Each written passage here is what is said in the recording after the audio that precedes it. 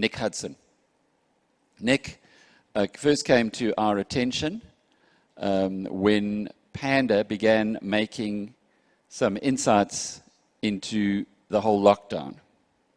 He, in many ways, typifies what BizNews is about. We do not believe that our audience is stupid. We believe our audience doesn't have to be told what the truth is. We rather prefer providing a platform where alternate views can be presented and that our community can make up their own minds. So the intelligent layperson approach. Never underestimate the intelligence of your community. Never overestimate their knowledge. That's what we work on, and that's what we will continue doing in the future. Everyone that we admire is an independent and free thinker. When you start with Herman Mashaba, Paul O'Sullivan, Piet Viljoen, and Nick and Charles Savage, and they're all changing the world in their own way by thinking independently. And if you recall what Steve Jobs, the late Steve Jobs, said, it was the pirates and the misfits and the oddballs who actually change the world, not the people who are made from the cookie cutters. We believe that our community loves BizNews because of that. That all of our community members are looking for something different, something alternative, something not just run-of-the-mill. And that is personified in our opening address this morning by Nick, the co-founder of Panda, an investor, a private equity specialist, Nick Hudson. Thank you, Alec. And I really applaud you for taking that approach to journalism. It's uncomfortably rare in the whole world at the moment, and that is just a terrible state of affairs. Panda started off as a conversation, really, a group of 4 friends, professionals, economist, a doctor, a lawyer, and a little actuary. What we shared was an observation that the data and the facts, the reality of coronavirus was far, far away from what the media and public health institutions were presenting to the world. And we saw in that problem the seeds of a great tragedy. After some months, we realized that our South African efforts needed to internationalize. This was not a local story, and it was not only about the science. Our advisory board now includes some of the leading lights in infectious diseases and epidemiology, Nobel laureate, and the working team of Panda now spans the globe and includes a great many scientists, most of whom have to be members of Panda in a cryptic fashion. That's how bad the censorship in this world has become. We have believed from the get-go that it was wrong on a number of levels to close society down, and that it has always been time to reopen society. And we also believe that the truth only prevails if plans are taken to bring it to light. Our world is gripped by fear, and that fear is very much the product of a false narrative. When I say it's a false narrative, I'm telling you that every single element of this narrative is false. The narrative says that there's a deadly virus spreading across the planet, that nobody's immune to it, and there's no cure. Even asymptomatic people can spread it and are major drivers of the epidemic of disease. And unless we lock down and wear our masks until vaccines arrive and everybody gets vaccinated, we're all going to die. And anybody who challenges this narrative is a lunatic, a menace, a danger to society. Hence the suppression that Alec was talking about. But it is, and always has been, absolutely clear to us that no element of this narrative is justified in the face of reality. The reality is that there is a virus. It is having a meaningful impact in some regions of the world. Very few people are susceptible to generating severe disease. There are several available treatments. Asymptomatic people in a more sensible era known otherwise as healthy people are not drivers of the epidemic. Lockdowns and mask mandates have been ruled out by pre-COVID science for good reasons. Never recommended. They've been tried. They have not worked, and they have caused great harm. Instead of protecting the vulnerable minority, we have hurt them. This is ground zero for the malarkey of COVID. This statement, the greatest misrepresentation of all time. Two sentences which by themselves are true. It's true that the case fatality rate for COVID at this time was about 3.4%, and it's also true that the flu generally kills far fewer than 1%. In fact, most people would say 0.1% of those infected. Not of the cases, the sick people who arrive at hospital. But by conflating these two separate points, CFR and IFR, Tedros was effectively lying. And this man, the greatest, one of the greatest infectious diseases specialists in the world, picked it up a few days later. He said that this statistic causes horror, and it is meaningless. And he's right.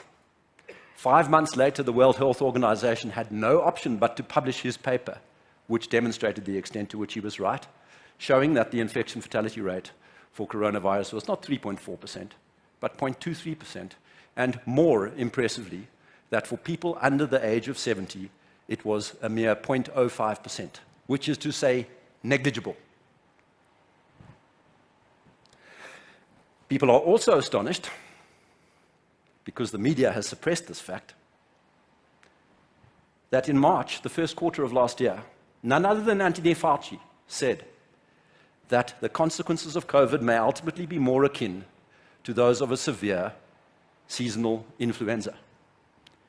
He was right at the time and has been right ever since, but for reasons that are something of a mystery, he's been wrong in terms of what he's said ever since. The other fact that a flat mortality rate hides is this very impressive statistic that there's a 3 order of magnitude difference between the infection fatality rate for young people and that for the elderly. Further inflaming the fear is this false idea of a novel virus. The reality is that coronavirus is a very close relative, not even a separate subspecies, a very close relative of the 2003 SARS virus.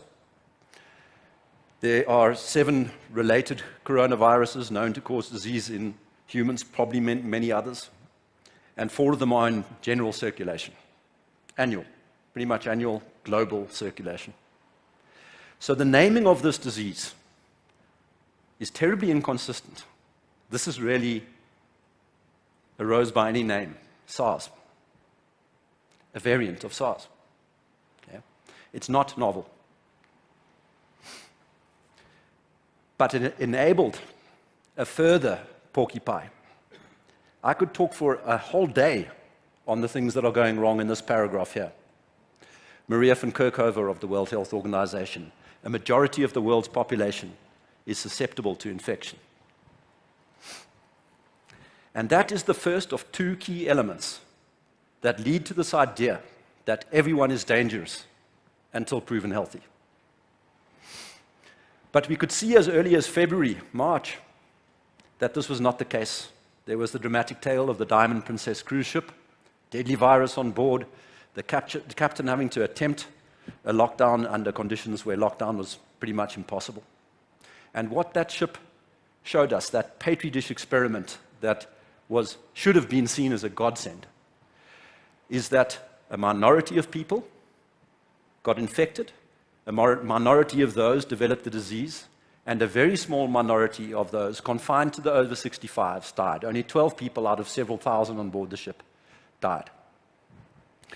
So that told you very clearly that this universal susceptibility was nonsense. Another thing that makes it very clear is this startling map showing the population fatality rates around the world. And while you can see that in Europe and the Americas there has been an issue, in a vast region covering Africa, Southeast Asia, and Oceania, the population fatality rate has been 100 per million, which is to say there almost isn't an epidemic. To put it in context, in a typical year, these countries would expect to see about 10,000 deaths per million from all causes. So the 100 per million represents just 1% of annual deaths, and probably less than the number of people who annually die from influenza or pneumonia, respiratory diseases. The wheel of published science turns very slowly, and it's caught up. There are now dozens of papers demonstrating the mechanisms and the detail and the extent of this fact, that there is significant pre-existing immunity from exposure to past viruses. And that brings me to the second element that enables this doctrine of everybody being a danger. And that is the asymptomatic driver thesis. It rests on very shaky grounds. I was absolutely aghast to find out the poor quality of the science underpinning this idea. One of the seminal papers involved one woman who reputedly infected 16 of her colleagues while asymptomatic. But a tiny little bit of investigation pulled out the reality that she was being treated for flu-like symptoms. And with that evaporates a substantial underpinning of the whole asymptomatic transmission story. We were quite pleased on the 8th of June when the World Health Organization acknowledged this. Maria van Kerkhove again gets up on stage and says, the data show that asymptomatic transmission of coronavirus is very rare. Only to be deflated the next day when she was forced back onto stage to walk back her statement, saying that there's still much we don't know, and our models show us that, and so on and so on. It's utter nonsense. Again, Fauci knew this in the first quarter. He told the world that in the history of respiratory-borne viruses of any type, asymptomatic transmission has never been the driver of outbreaks. And again, the literature catches up, and we see that in the real-world data, asymptomatic transmission is not a driver. Moving on to lockdowns. Where on earth does this story come from? This man, Bruce Aylward, will go down in history as a criminal of immense stature. He takes a delegation to China, spends a few days there, and returns and says to the world that everybody should copy China's response. There was no substantive reason for him to say that. The entire basis for saying this was the doctrine of universal susceptibility. It was clear that in China, not everybody had died, therefore lockdowns work. It is so silly. Before COVID, this is repeated. Wherever you look, in any country's pandemic respiratory virus guidelines, lockdowns are ruled out. They don't call them lockdowns because the term didn't exist. They talk about quarantining of the healthy. The measures that are reported to be ineffective and that should never be attempted include large-scale quarantines, border closures, school closures, mask mandates, social distancing, all of this stuff that we're being forced to do. And the effective measures are pretty much limited to isolation of the sick and hand washing, the stuff we've always done. Again, the literature catches up slowly, and this finding is coming thick and fast. Non-pharmaceutical interventions in general, especially the draconian ones, do not have a statistical impact on epidemic trajectories, whether cases or deaths. And you can even make the discernment that the most draconian interventions are pro-contagion. They actually inflame the spread. Now, we saw this in the data months and months ago, in May last year. It was clear what this chart shows you is that there is no relationship between the stringency of a country's lockdown and the number of deaths per million in that country. That statistically is called a paint splat, and it means there's no relationship. A relationship would look like that. It wasn't only in that data that we could see this fact, we could also see it in the individual curves of countries. So on the left, the UK, on the right, Sweden. UK having lockdown in a draconian fashion, Sweden having famously never locked down. If you've heard otherwise, you've been misinformed. They have never locked down in Sweden. And a trained statistician would look at those bottom two charts and tell you straight away that there was no regime change. It's not possible to detect the initiation or the suspension of the lockdown in the UK. The statistical pattern is identical to that of Sweden. The disease follows a trajectory of linear decline in the rate of spread as the number of infectable or susceptible individuals gets consumed by the virus. Lockdown has no effect. I don't really like pairwise comparisons. They're not scientifically sound. But when they show no difference, they have some validity. Here you have North Dakota, South Dakota pairing. North Dakota, lockdown, business restrictions, mask mandates. South Dakota, none of the above. And the most that you can say about that curve is that South Dakota, the open society, had a flatter curve. No country has been lied about more than Sweden. There were daily articles in The Guardian and the New York Times and the Washington Post and even the Financial Times warning that if Sweden did not lock down, there would be a wall of death, murder, mayhem. And the same modelers who put us into lockdown with their absolutely overblown forecasts predicted that if Sweden did not lock down, it would suffer 100,000 excess deaths by May of last year, nearly double the normal year's death toll in the country. In the event, Sweden did not lock down. That orange bar is what they predicted. That blue bar is what actually happened. Sweden had a normal year of deaths, bang in line with the 10-year average, depending on how you do the calculation, how many years you average over, somewhere between 0 excess deaths and 7,000 or 8,000, not the 100,000 that they were warned against. What they warned against, what they got. A massive departure, and I bet you, every single person sitting here walked into this room with the belief that there was something that had gone terribly wrong in Sweden because of its refusal to lock down. It's a lie. What isn't a lie, and what is very clear in the data, is that lockdowns cause a great deal of harm. We have infant mortality. We have creeping poverty. We have starvation, joblessness. There have been gut-wrenching denials of service, failures to diagnose or even treat diseases which are far more impactful than coronavirus.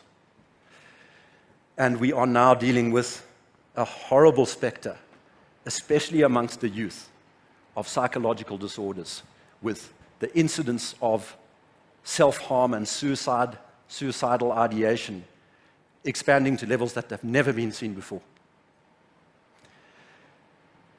1.5 billion children had their educations effectively terminated, or at least severely disrupted. And that is even true for the few children of the wealthy who were able to attend classes online. And perhaps the hardest thing for me to swallow about all of this is in undergraduate epidemiology, it is a well-known finding that when you are confronted with a disease with sharp age graduation, as you are with coronavirus, measures to generally suppress the spread of the disease have the effect, reliably, of shifting the disease burden onto the vulnerable, who we should be protecting.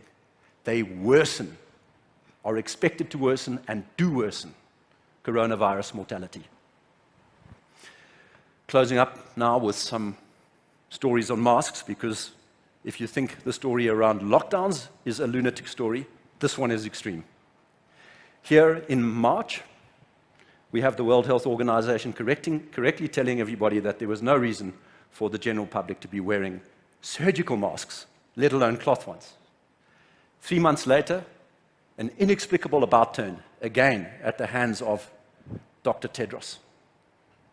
And I want you to note the date of that announcement. It is the 5th of June. It's astonishing because on the same day, the World Health Organization published this announcement that there is no direct evidence for the effectiveness of universal masking. The CDC did a similar about turn just a couple of weeks before. Its guidance had ruled out mask mandates, and it suddenly produced some extremely flaky science, including my favorite here, a study of 2 hairdressers in Missouri who were reputedly symptomatic, wore masks, and didn't infect their young and probably not susceptible customers. Absolute nonsense. And it contradicted the CDC's simultaneous publication of a study of many years of the effectiveness of masking in the case of influenza, in which there was no evidence to suggest that even surgical masks were effective with that virus. And again, when you look at the data, we can compare the mask mandate states in orange with the non-mask mandate states in blue in America, and there's no difference. Nothing. The story that this is protective of you or somebody else is probably a harmful story. What does Fauci do in response to this? Evidence that the things don't work? Let's wear 2. What a joke. Tom Jefferson, the famous epidemiologist, is correct. Sometimes you get the feeling that a whole industry is waiting for a pandemic to occur. The reason you get that feeling is there is one. Big Pharma. I love this woke pope meme. It's made up, okay? This is not fact. But it does communicate an important point, that vaccines are being sold as a ticket to freedom by people who stand to make countless billions out of them. And we get to the extreme very quickly, with Gavi, the conflicted vaccine alliance, telling us that nobody is safe unless everybody's safe. How convenient that we now have a logic that tells us that we need to vaccinate 7.8 billion people for a disease that has a mean survival rate of 99.95% for people under the age of 70. The profiteering here is naked. It is transparent. And so we have these sad situations of teenagers who are really not susceptible, lining up to get vaccinated in a desperation to get their freedoms back. They're stuck between a rock and a hard place. And we have this very dystopian, not a new normal, but a new abnormal. A PCR test that is not capable of diagnosing infectiousness or infectedness. It is wrong to call it a COVID test. COVID's a disease, not the presence of a virus. Inflated death numbers, media propaganda emerging from rampant disinformation by governments, not by Panda. We have restrictions on movement and travel. We have these ridiculous arbitrary rules. 2 days ago, 3 days ago, Fauci's out. Yeah, the evidence now shows that 6 feet can be reduced to 3. Yeah? I mean, can you even begin to take a person like this seriously? We have the looming vaccine passport, loss of personal liberties on an unprecedented level, and so on. And fear of reinfection, fear of long COVID, fear of resurgences and waves and mutations and variants, and it just is continuous and unnecessary. And it's putting us into a very Orwellian dystopia with pictures that have never been seen in living memory in liberal democracies. Pictures of violence, desperation, and absurdity. Absolute absurdity. If you are not seeing at the moment that the very underpinnings of our civilization are under threat here, then I beg you to consider. We have a choice. We're up. We've been pushed up against the precipice. Are we going to be pushed off, or are we going to push back? I'd like you to go and read the Great Barrington Declaration, which advocates pretty much for what the guidelines said, what we knew before the world went mad, that we should pursue a doctrine of focused protection and get on with our lives. We have expanded that in a plain English document called the Protocol for Reopening Society, which you can download from our website. Mandela was right. Courage is not the absence of fear. It's okay to have been scared by this virus. Courage is the triumph over fear. And we all need to strive to accomplish it. It's a hell of a task, because this is true, that men think in herds and go mad in herds, but they only recover their senses one by one. It's a tough task ahead. In order to go back to normal, we need to mount an unprecedented awareness campaign to kill this harmful narrative, this deadly narrative of fear and malarkey. And then after that, we have to do some more work. It's not simply get rid of this fear. We need to look very carefully at what failed. What safeguards do we need to prevent this kind of situation from ever happening again? Thank you. Thank you very much, Nick. It was thought-provoking as always. I've just got 2 questions before we go to the floor, because I'm sure there are lots of people who've got their own questions. The first is, you never mentioned ivermectin. There are lots of people I know who take ivermectin as a precaution. Is that a waste of money, a waste of time, given everything that you've told us? We've tried to stay away from recommending treatments just from a legal perspective. We have to be careful. That's one way in which we could be comprehensively shut down. But what I will say is this, that it is very clear that Big Pharma has the incentive, the means, and is actually showing every sign of trying to shut down any repurposed drugs, any forms of treatment, vitamin D, ivermectin, hydrochloroquine. Now, the mechanisms for these drugs working are spoken about. There's evidence for them having some or another effect. Maybe the debate is actually around effect size. So I don't think it's crazy to use those things. But what I would cause people to think very hard about is just, why is that suppression happening? And isn't it just so obvious that the narrative here is being controlled? There's a suppression going on about the effectiveness of the cheaper and unprofitable treatments. That's what's happening. And I hear what you say, but we all know someone who's died. And some families, some population groups have been really heavily affected. Sure. So what I heard you saying today was, this is not really serious, but if we know people who have died, then surely there is a reason to be concerned. Yeah, absolutely. And I know people who have died. I have friends who have died.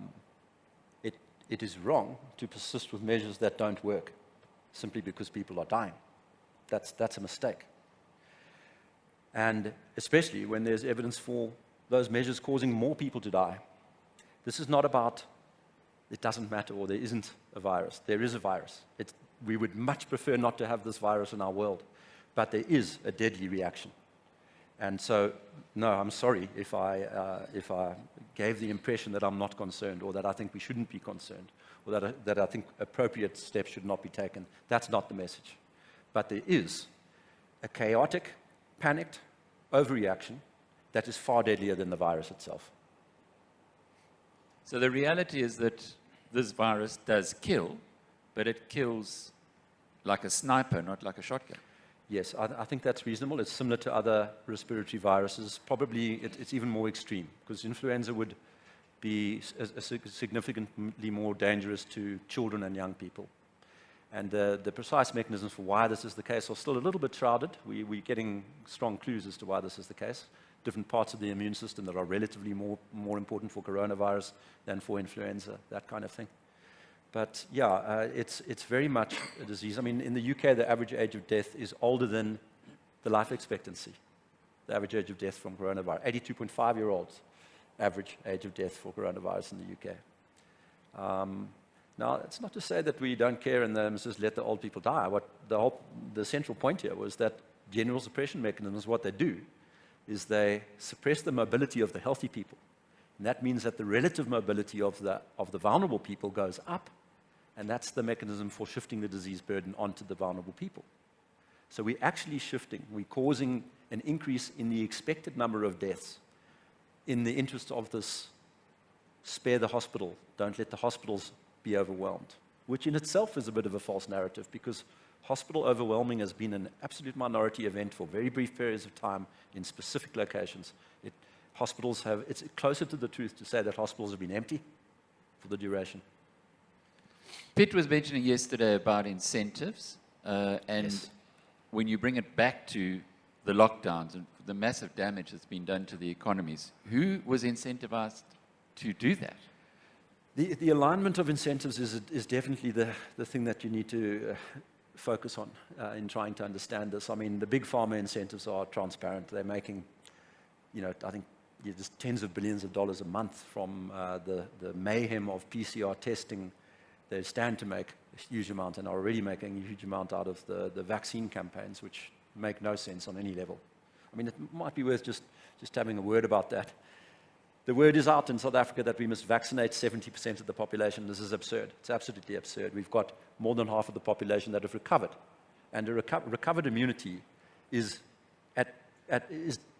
without any shadow of a doubt superior to vaccine-induced immunity. It's an absurdity that the idea that there would be better immunity from vaccination. So we are going to vaccinate 70% of the population when 50% or more have already recovered, and when at least children, but probably all young people under the age of 50 are in reasonable health, are simply not at risk. You could achieve, assuming efficacy and safety, which is yet to be conclusively demonstrated, assuming efficacy and safety, you could have as much life-saving as you care to have with 10 or 15%. So there's a big game in town, and that game is make money for pharma. And the strategies that are being pursued are crazy. There are also political alignments that are very important. There's been a creeping, I call it the 3 M's. They're in disguise, but they're there. Marxism, Malthusianism, and postmodernism are the 3 M's. Should maybe use a P for the third one, but they've crept into our dialogue at universities. You mentioned Davos yesterday. Davos has become a profoundly Malthusian organization, and that is dangerous.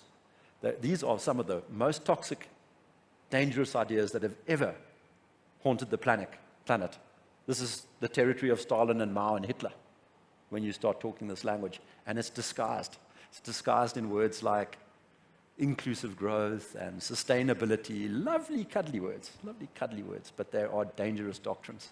And I think that alignment is not quite an incentive, but there are people for whom that story is very convenient. Big tech, anybody who wants to centralize. And that was behind my question yesterday of Herman. I said, we need to decentralize. The problems here are all caused by these overtly centralized and kind of suppressive organizations, the WHO, CDC. You can't speak out. You can't. The mechanisms for error correction have been destroyed. They're wrong about everything, and nobody's allowed to say it. The censorship is astonishing. It's off the charts. I could talk all day about the lunacy that we've been subjected to, the intense pressure. It just never stops. So the big tech, I talk about the unholy alliance of big tech, big pharma, and a very captured media, often owned or funded by big tech or big pharma. And these supranational organizations such as the Gates Foundation, which are just grotesquely powerful and able to manipulate narratives like there's no tomorrow. So that's a convergence of incentives. People often ask me, is there a conspiracy? Is there a plan? I point out the semantic differences. I don't think there's a conspiracy in the sense of a secret meeting in a smoke-filled room and people hatching a plot, that kind of thing. I don't think that's happened. But there's a strong convergence of incentives, and yes, there was a plan. These plans are publicly available on the internet, plans that involved tearing up all the pandemic guidelines before coronavirus had even arrived. Yeah, they were sitting in, Bill Gates and friends, sitting in a room discussing the implementation of plans that were not reflected anywhere, not in the World Health Organization's plans, which were updated as recently as October 2019. So there was a plan. This is not some kind of kooky tinfoil hat conspiracy theory. The plan is there. It's on the internet. You can go and watch it. And they've implemented it. And it suits them. And they're making a ton of money. Lockdowns are the most regressive strategy that has ever been invented. The wealthy have become much wealthier. Trillions of dollars of wealth has been transferred from the working class to wealthy people. They're a hopelessly regressive strategy. Let's start with questions. It's Chris Edwards. Yeah. Nick, I don't like to use the word, but there were surges in March and let's say December. And when you look at it at a global level, it seemed as if you got those increases in the curves in those 2 months in most countries around the world. Any explanation for that? I wish I had a clear one. We were surprised by the second surge in South Africa, especially because it came in midsummer. It was certainly not something we had predicted, and we were wrong. There's a lot that still needs to be explained, and there's a lot that is needing an explanation. There's strong elements of what's called in public health iatrogenicity, or iatrogenic death, meaning deaths from policy or treatment. So you can see strong evidence for that, but it's very hard to tease out how much of it is coming from the policy and how much is coming straight from the virus. We have a folder full of testimonies from doctors who are unwilling to go on the record, telling us about widespread medical malpractice. It's my hope that we collect enough of them and can make them public, persuade them that to come forward, but at the moment they very reasonably say that they would end their careers if they came out and spoke about the ridiculous misattribution of deaths. The COVID pancreatitis is my favorite one. I mean, a disease process that doesn't exist being written down. Alcoholic dies while testing positive. COVID pancreatitis. So there are deaths that are misattributed, there are deaths that are correctly attributed, and then there are deaths that are basically caused by policy, and it's very hard to tease them apart. And my big fear here is it's a simple matter of ramping up testing, PCR testing, because you will detect. If you PCR test amongst asymptomatic people, that you will get false positives, people who are not diseased, they're not clinically sick in any way, and some of those people will die. And if you die with a positive test in somebody's hands, certainly in the UK and the US, it's been policy to write those deaths down as coronavirus deaths. And in South Africa, it's been policy not to, but it happens.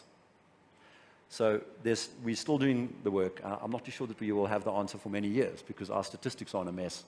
It takes a long time for them to catch up the reporting of and attribution of all-cause mortality, which is what's required. And big inferences are being drawn from this very sketchy excess deaths report, and incorrectly so, in my opinion. But anyway, yeah. Bruce? Nick, thanks for a really good talk and providing some reality, which I think we need. Just two questions. In terms of the disease, we know there are things like cancer, heart disease, malaria, many other diseases, and we haven't seen this type of reaction. Do you, off the top of your head, know what the numbers are compared to the numbers who have, the so-called numbers of people who have died from coronavirus? That's the one question. Sorry, I'm going to ask two, Alec. That's okay. And the second one is around the vaccine and its safety. What is your opinion? I know I'm putting you in a corner, but these are hot topics. I'm going to answer the first one because it's easier and I'm less likely to be shot. The ranking of coronavirus as a mortality impact is way, way, way below heart disease and cancer. Now, neither heart disease nor cancer are contagious. Okay, so there's a difference in the fear factor. But I mean, you're talking about those diseases are responsible for just, probably between the two of them, a third of all the deaths in the world. And coronavirus is sitting at, 2% of the deaths. So there's an order of magnitude difference, And as we showed for half the world, this thing just hasn't, it's been a non-show, a non-event. And it's not because of the policies, and that map with that huge white territory.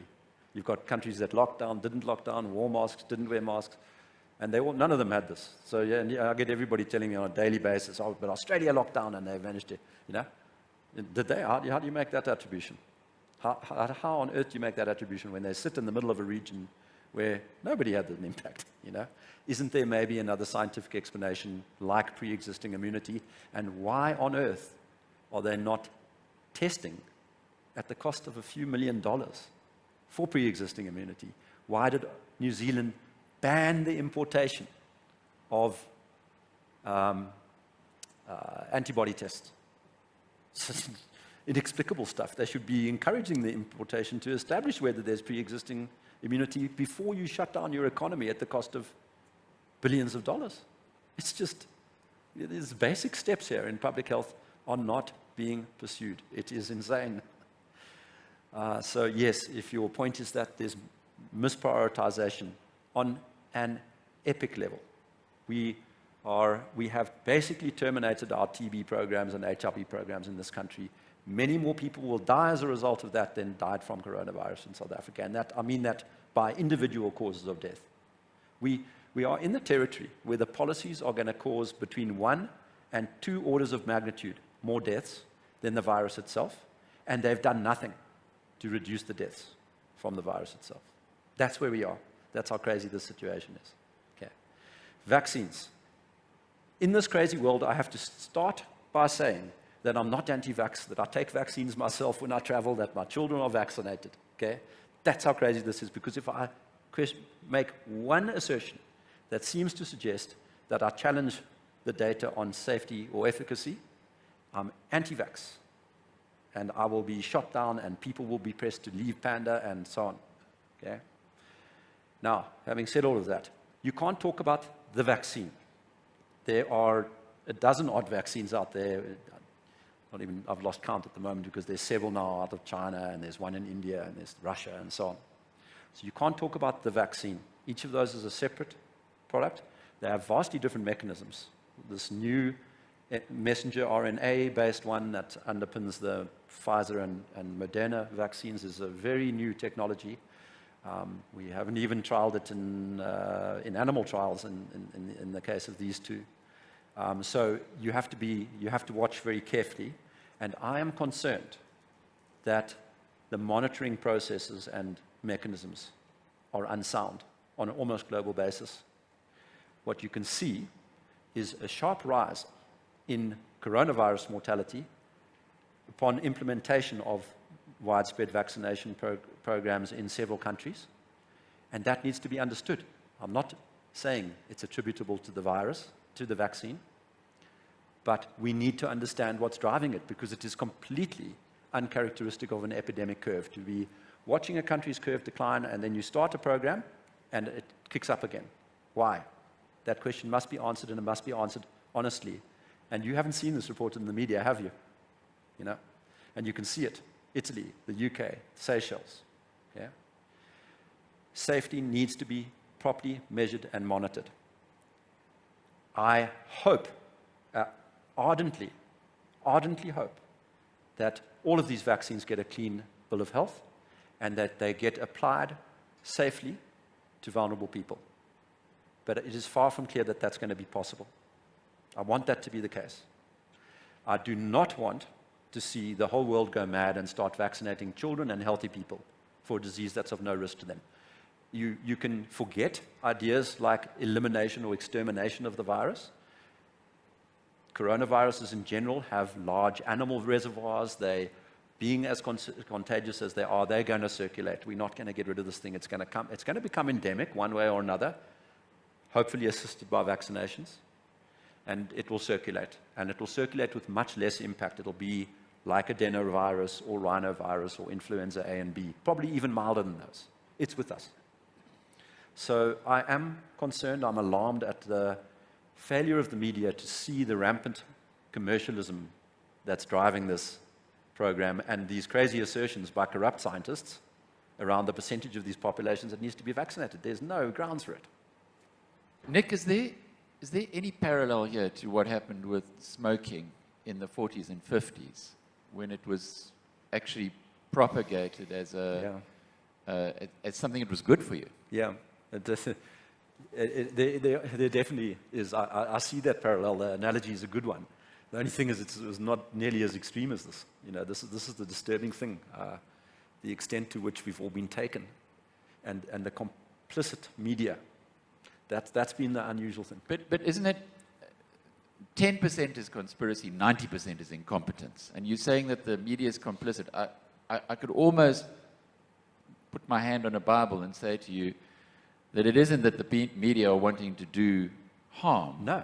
But maybe there's the incompetence factor that is actually driving incompetence, possibly an infection with the 3 M's. Yeah, you've got some real centralists. You know, if you knock on the door at the Daily Maverick, you're going to encounter journalists who are really Marxists. They believe that the world will be better off if there's a world government and universal basic income and things like this. And so when the World Health Organization steps up and starts talking the gospel, they support them. And there's also this culture that's infected even mainstream journalism of cancel culture, of safetyism, of this idea that words can harm. They're all very wrapped up in the politics of woke, the politics of identity politics. And they've swallowed that, they've drunk that Kool-Aid. And I think that is an enabler. So, I mean, your story is exceptional. You've encouraged us to come and lay out our arguments. You've tried to set up debates. That's not the treatment we've had at the hands of any other publications. Some journalists have tried, and they get shut down by their houses. They tell me privately, you know, so after that interview I did with you, you won't believe it, but the editor came downstairs and said, never again, okay? And he wouldn't tell me why. And we get this refrain, this constant refrain, misinformation, disinformation even, you know, disinformation is a hell of a thing to accuse somebody of, you know, that you're actively going out to propagate knowingly false information. We've never done that once. We've been accused of it routinely, and it's never with any specifics. They don't go and say, Nick, what you said about the CDC and masks, or the evidence over here, or that data, or that's false, and I'd like you to stop saying. They never say that. It's just this general blanket accusation of misinformation or disinformation. So from journalists? What's your incentive? We spoke about incentives earlier, but what's yours? Yeah, I mean, we keep on getting accused of being libertarians and having some nefarious profit-making motive in Panda, which is ridiculous. It's done nothing but cost me time and money. I've hated every minute of this. I'm motivated here by fear for what is going to happen to our world, to the fabric of our society. I'm worried about the future of my children. I want them to live in a free and liberal democracy, not in the totalitarian techno-medico bureaucracy or technocracy that we're heading into. If you think these, listen to what happened yesterday. You probably missed this because it was while we were on conference. China is petitioning the World Health Organization to appoint it to run a global immune passport program. Now, if that doesn't scare the living daylights out of you, I do not know what will. This kind of centralization, this kind of control, social credit systems, that's dystopia for you. We need to push back against this stuff because it's coming. It's coming. The UK government has been denying that they were planning to implement social credit, vaccine passports, this kind of thing. at the same time that they've been commissioning tenders. Yeah? They're lying to the public about this. And you know, when it went up to vote, the second vote on this bill that outlaws dissent in the UK, yeah? Outlaws dissent. Not a single member of the Conservative Party voted against it. This stuff is disturbing. And so that's my motivation. My incentive here is to avoid that kind of stuff happening. I just do not want to see my children growing up in a world like that. Sorry, me again. Nick, March last year, I actually was in Europe at the time, and speaking to UK colleagues, said that there is no chance that South Africa would follow the Italian, then British, then American stance of lockdowns. You guys have been, the Brits have money, we don't, to bail out your population. And maybe more importantly, the idea of lockdowns could be potentially understandable in the 1980s when we had an apartheid government. But with a democracy in South Africa, it would never happen because the people in government understand well that poverty kills. And so there's somewhat racist overtones to think that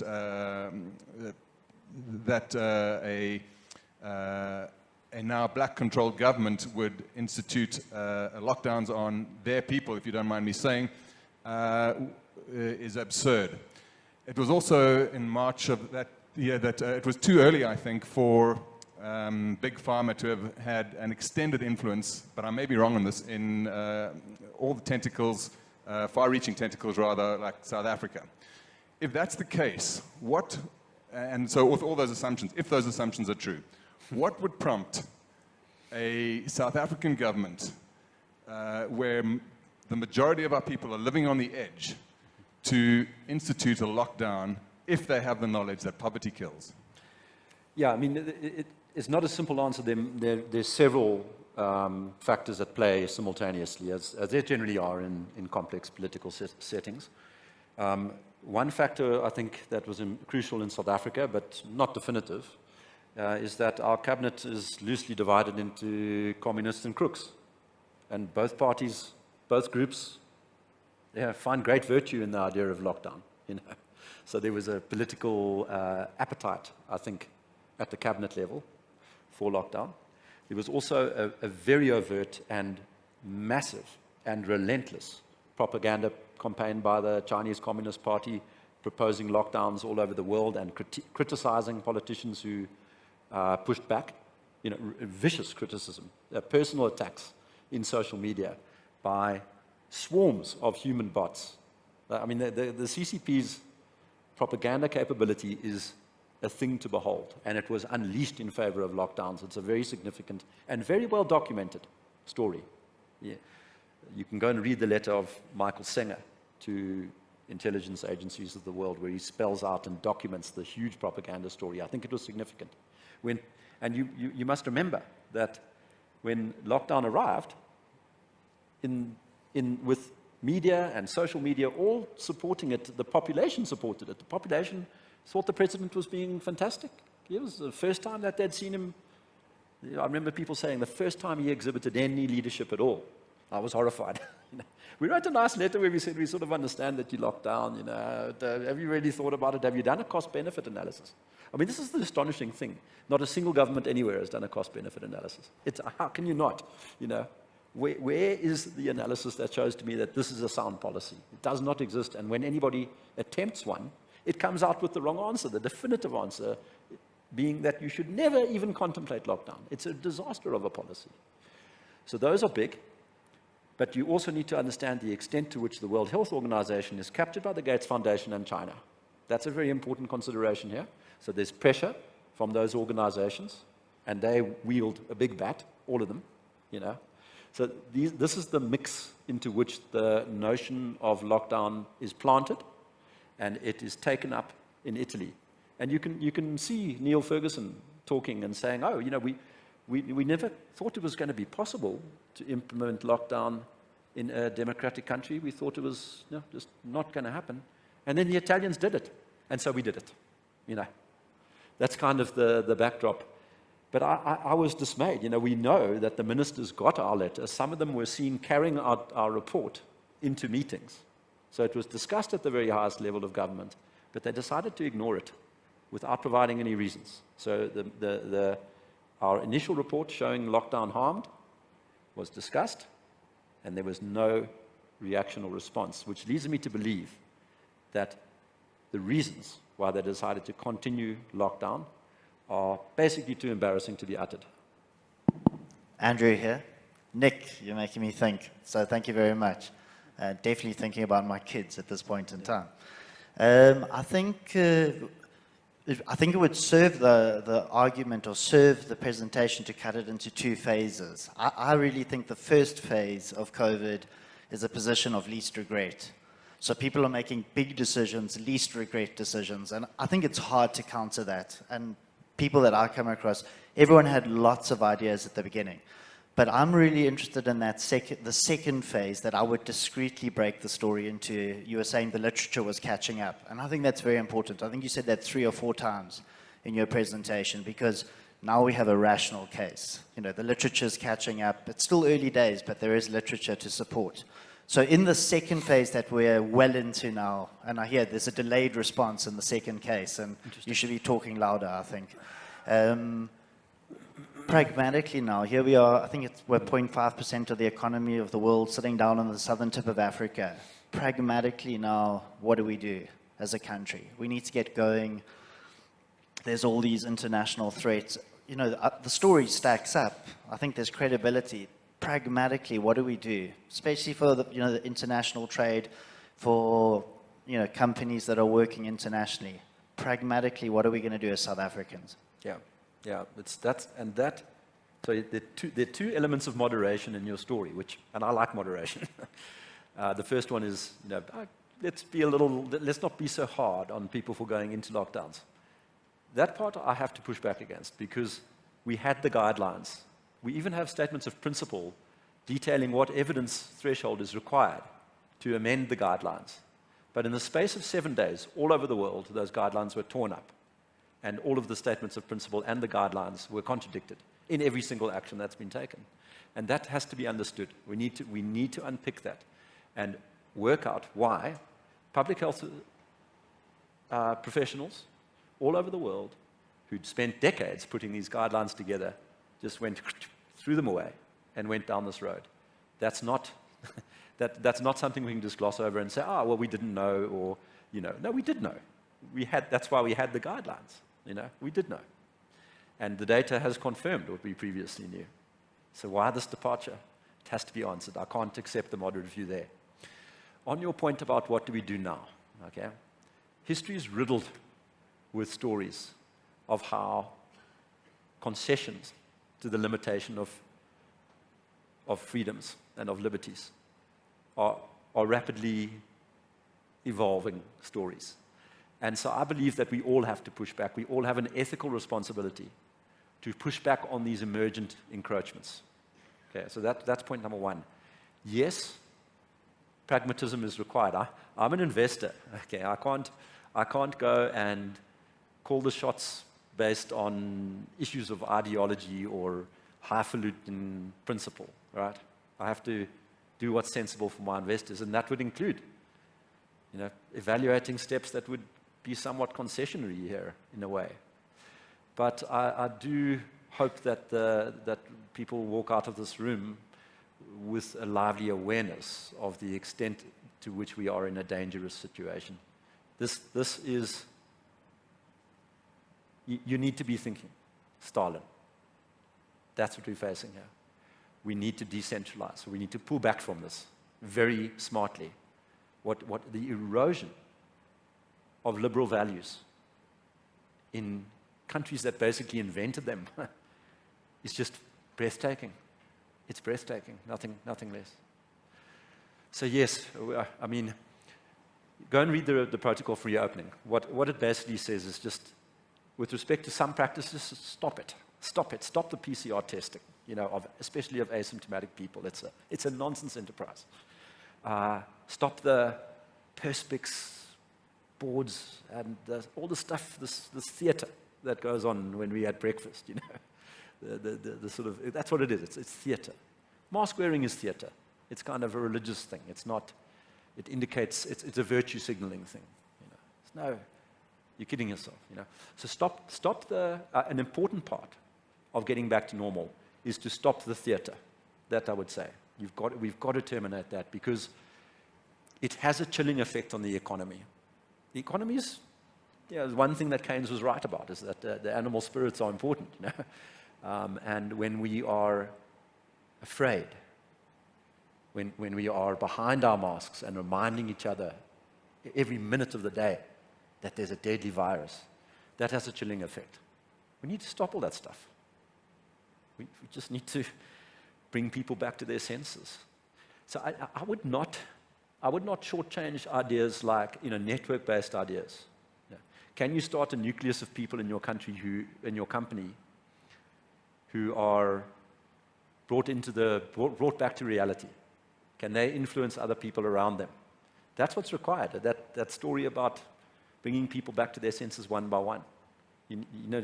Somebody has to do that work, right? It's not all going to happen because Panda managed to get a big donation and launch a campaign. It's not going to be the answer. It's got to be a more decentralized approach. Yeah.